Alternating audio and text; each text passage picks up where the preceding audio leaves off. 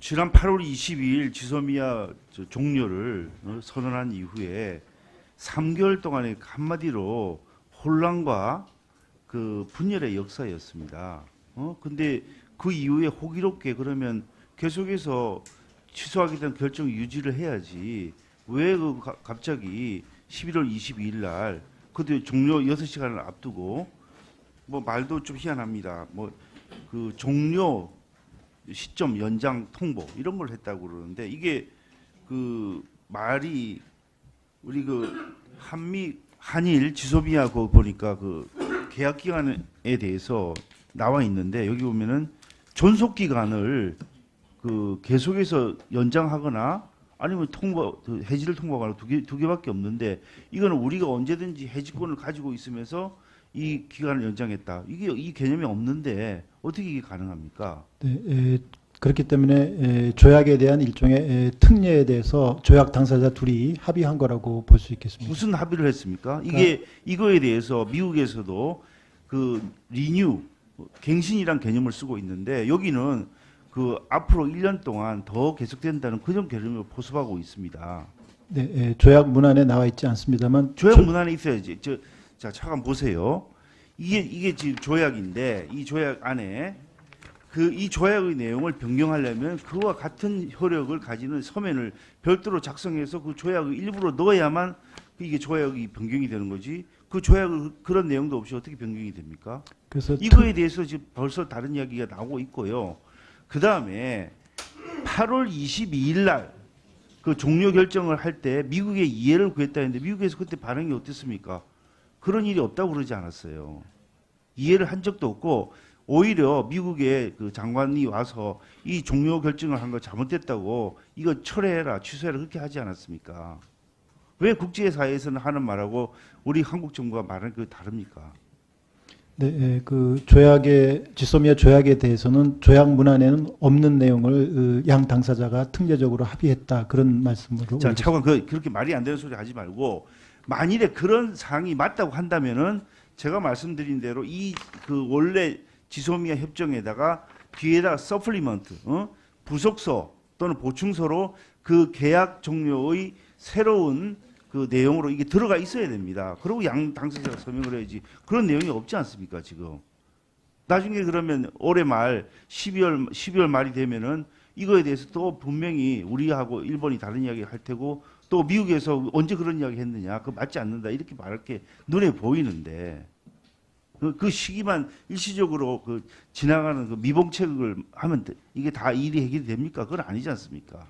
네, 말씀 올린 대로 수출 규제가 완전히 철회됐다면 그것을 완전히 복귀했겠습니다만 완전한 철회가 아니었기 잠깐 때문에. 보세요. 예. 그거를 일본에서는 지금 그렇게 이야기하지 않지 않습니까? 공식적으로 그거하고 관련이 없다고 지금 공식적으로 발표를 했는데 무슨 말을 그렇게 합니까? 네, 그거는 그렇지 않습니다. 두 가지가 연관이 되어 있습니다. 뭐가 그렇지 않냐고. 이미 그 일본에서 발표를 했어요. 네, 일본은 그렇게 발표한 거 발표했지만 맞잖아요. 예, 그러면 수출 규제 조치 양국 간의 때문에 의사가 완벽하게 일치되지 않은 상태에서 지금 이번 일이 일어난 거 아닙니까? 지소미아의 효력에 대해서는 외교 문서로 주고받았습니다. 따라서 그거는 그건 나중에 공개를 하세요. 그 내용도 공개 안 하면서 그게 우리가 말하는 게 맞다 이렇게 주장하면 국제사회에서 그 인정이 안 되는 경우를 한번 생각을 해보세요. 지난번에 한 번 더 말씀드립니다만은 8월 22일 날 종료할 때 미국의 이해를 구했다 했는데 무슨 이해를 구했습니까? 미국이 당장 부인하고 다른 얘기 하지 않았습니까? 통일부 장관 묻겠습니다. 네. 통일부 장관 그 김정은 이번에 연평 포격 9주년 맞이해서 그 서해안에 그 자기들이 점령하고 있는 섬에 가서 포격 지시하고 그렇게 했었죠. 네.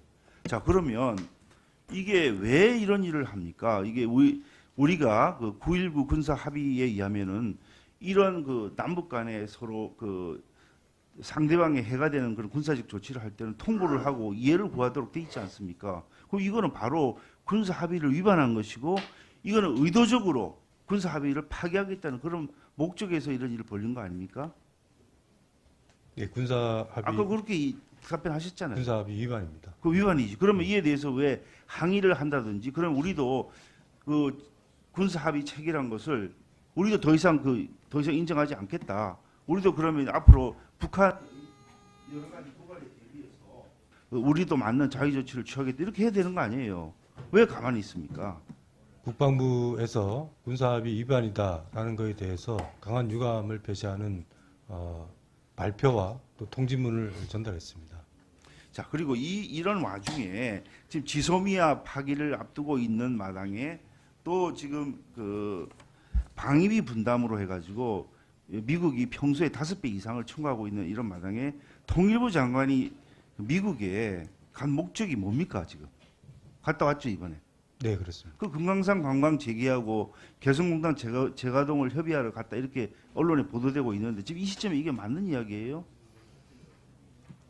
북핵 협상에 관련된 현황이나 또 남북 관계 현안에 대해서 정보를 현재 상황을 공유하는 것은 한미 간의 협력을 위해서도 꼭 필요한 일이라고 지금 생각합니다. 누구를 만나고 어떤 효과를 거뒀습니까? 예, 일단 비건 대표하고 2시간에 걸쳐서 좀 폭넓은 대화를 나눴습니다.